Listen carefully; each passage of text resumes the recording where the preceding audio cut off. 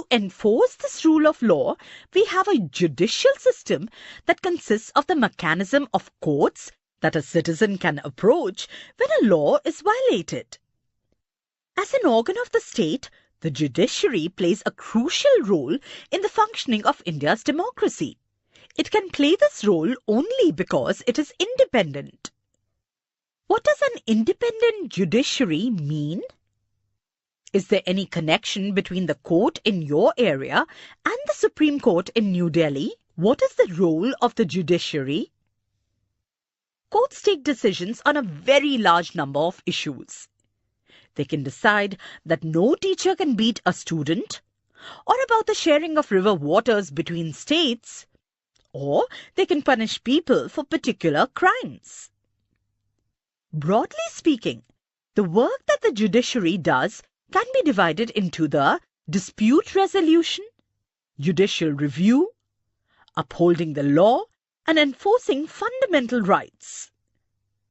Dispute resolution. The judicial system provides a mechanism for resolving disputes between citizens and the government, between two state governments, and between the centre and state governments. Judicial review. As the final interpreter of the Constitution, the judiciary also has the power to strike down particular laws passed by the Parliament if it believes that these are a violation of the basic structure of the Constitution. This is called judicial review. Violation. In the context of this chapter, it refers both to the act of breaking a law as well as to the breach or infringement of fundamental rights. Upholding the law and enforcing fundamental rights. Every citizen of India can approach the Supreme Court or the High Court if they believe that their fundamental rights have been violated. For example, in the class 7th book, you read about Hakim Sheikh, an agricultural labourer who fell from a running train and injured himself, and whose condition got worse because several hospitals refused to admit him. On hearing his case, the Supreme Court ruled that Article 21, which provides every citizen the fundamental right to life, also includes the right to health. It therefore directed the West Bengal government to pay him compensation for the loss suffered, as well as to come up with a blueprint for primary health care with particular reference to treatment of patients during an emergency. Compensation. In the context of this chapter, this refers to money given to make amends for an injury or a loss. What is an independent judiciary? Imagine a situation in which a powerful politician has encroached on land belonging to your family. Within this judicial system, the politician has the power to appoint and dismiss a judge from his office.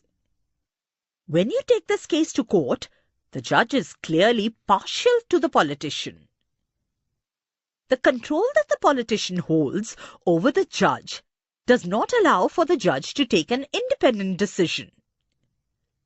This lack of independence would force the judge to make all judgments in favor of the politician. Although we often hear of rich and powerful people in India trying to influence the judicial process, the Indian Constitution protects against this kind of situation by providing for the independence of the judiciary. Separation of powers. One aspect of independence is the separation of powers. This, as you read in Chapter 1, is a key feature of the Constitution. What this means here is that other branches of the state, like the legislature and the executive, cannot interfere in the work of the judiciary.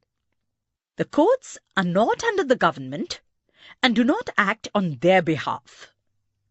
For the above separation to work well, it is also crucial that all judges in the High Court as well as the Supreme Court are appointed with very little interference from these other branches of government.